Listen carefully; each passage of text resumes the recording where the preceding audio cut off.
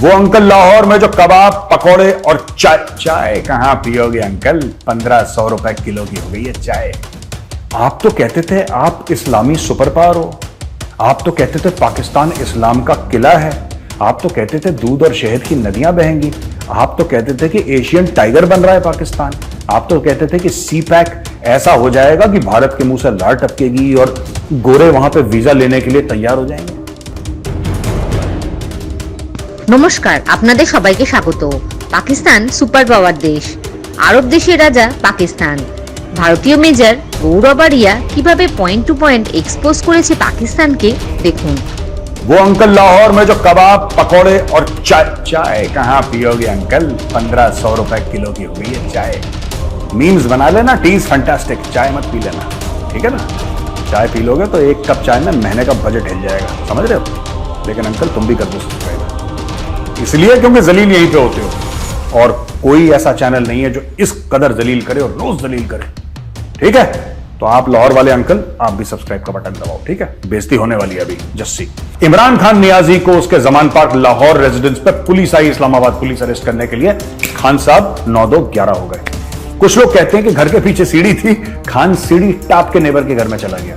यही बंदा जो कहता है कि व्हीलचेयर से, ये बाथरूम भी व्हीलचेयर में जाता है और गोलियां लग गई। यहाँ 10-15-20 खान साहब के पैर में।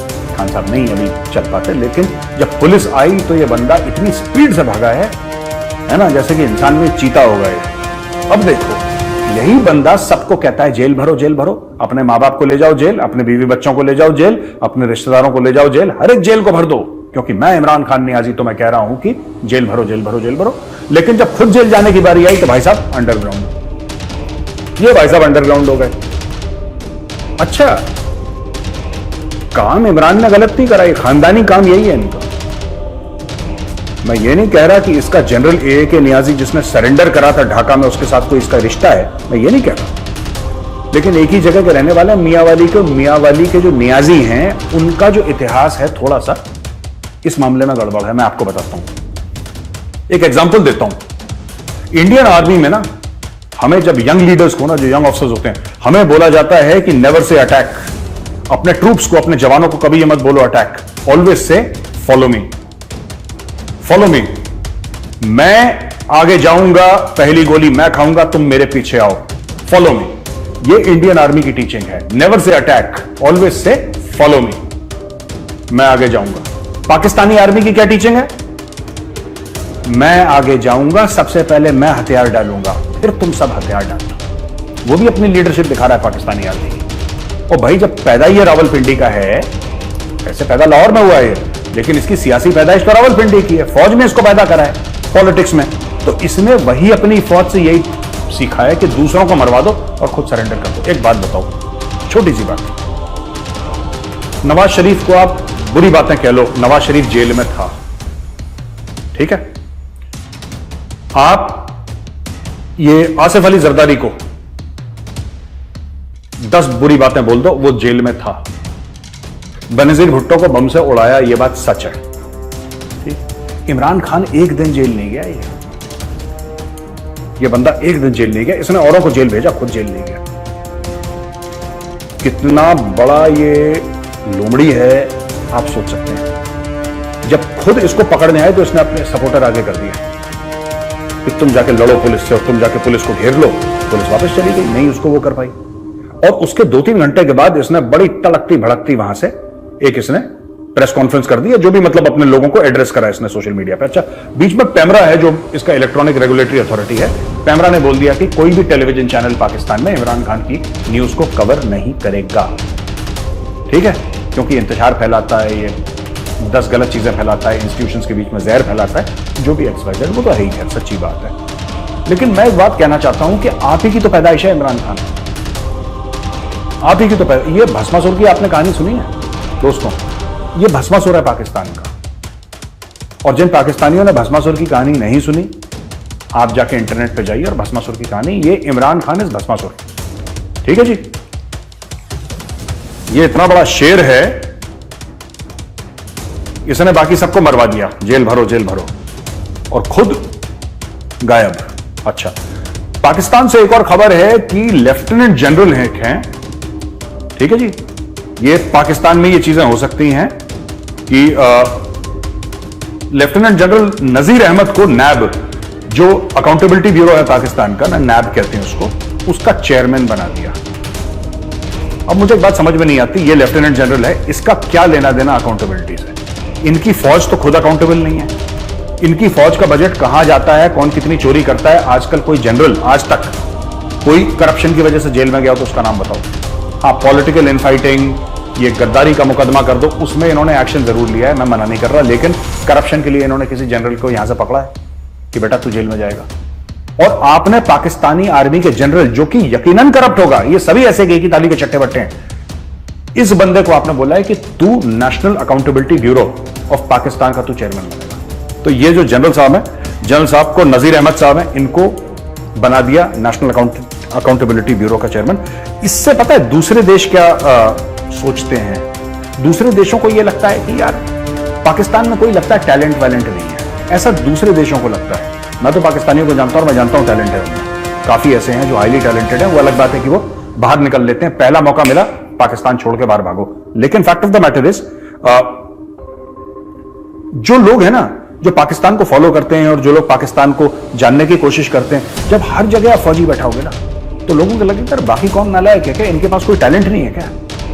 हर जगह आपने एक जनरल बैठा रखा है, हर जगह। इनका जो सुपारको है, जो जैसे हमारा इसरो है ना, जो सैटेलाइट भेजता है, इनसे पूछो तुमने पिछली बार कब सैटेलाइट भेजी थी, वहां पे एक मेजर जनरल लेफ्टिनेंट जनरल को उसका हेड बना के सुपारको का। इनको ऐसा लगता है कि हर जगह फौजी बैठा दो तो देश बहुत अच्छा चलेगा। इनके फौजियों ने हर जगह पैसा खा खा के, कॉर्नर प्लॉट घेर घेर के पूरे मुल्क का बैंड बजा दिया। ठीक है जी। अच्छा, एक और खबर आई है कि ये देखिए, शहबाज शरीफ ये दोहा पहुंचे और यहां पे एक यूएन कॉन्फ्रेंस है दोहा में, लीस्ट डेवलप्ड कंट्रीज। अब ये देखिए, ये कॉन्फ्रेंस है लीस्ट डेवलप्ड कंट्रीज की, जिसमें ज्यादातर अफ्रीका की कंट्रीज हैं, कुछ एशिया की कंट्रीज, ज्यादातर की बात कर रहा हूं मैं। I am not talking about everything, I am talking about not all the countries but most of the countries, they are from Africa and some are from Asia. तो एलडीसी यानी कि लीस्ट डेवलप्ड कंट्रीज का एक Qatar में हुआ, यहां पे पहुंच गई है। और फिर इन्होंने देखो इनका ट्वीट, इनको ना शर्म भी नहीं आती यार। मुझे एक बात समझ, अगर कोई हया हो, कोई शर्म हो, आप में कुछ अगर गैरत बाकी हो, कोई सेल्फ रिस्पेक्ट हो, ये देखिए, just reach Doha on the invitation of my brother his highness Sheikh Tamim bin Hamad Al Thani, the emir of Qatar, to attend the 5th UN conference on least developed countries LDCs. I will share Pakistan's perspective on the socio-economic challenges facing LDCs in Asia and Africa. Least developed countries have been badly affected by climate change, post-pandemic and geostrategic disruption in food and energy supply chains. These global events have left them vulnerable.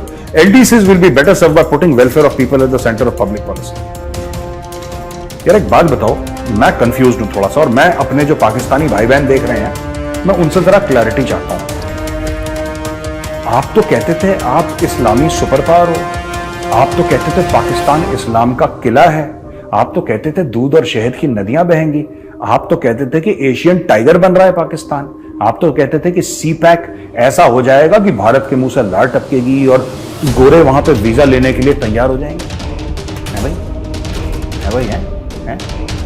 आप तो यही कहते थे, जिहाद फी सबीलिल्लाह, पाकिस्तान ऐसा हो जाएगा कि ऐसा हो जाएगा फलाना। यहां पे तो ये तुम्हारा प्रधानमंत्री कहता है कि लीस्ट डेवलप्ड यानी सबसे जो नीचे दर्जे के जो मुल्क हैं उनके लिए गया है, उस कॉन्फ्रेंस में गया है तुम्हारा प्रधानमंत्री। लीस्ट डेवलप्ड यानी कि जो सबसे कम जिनमें डेवलपमेंट हुए, वो बगल में कोंगो भी होगा, बगल में सूडान भी होगा, ठीक है, इधर अफगानिस्तान है, इधर पाकिस्तान है। गरीब मुल्क होना कोई बुरी बात नहीं है, ठीक है। अफगानिस्तान में प्रॉब्लम है, अफगानिस्तान के पास पैसे नहीं, दैट्स ऑल राइट। सूडान में प्रॉब्लम है, सब में। लेकिन सिर्फ पाकिस्तानी इतनी बढ़ के मारते हैं, सिर्फ पाकिस्तानी इतनी फेंकते हैं, इतने फेंकू हैं दिन रात, हम ये कर देंगे, हम वो कर देंगे, हम ऐसा कर देंगे, हम वैसा कर देंगे, और फिर चुपचाप से कटोरा लेके ना औकात है। तुम्हारा प्रधानमंत्री गया है लीस्ट डेवलप्ड कंट्रीज और वहां पे लेक्चर देगा और फिर कतर से कुछ पैसे मांग के लाएगा। यार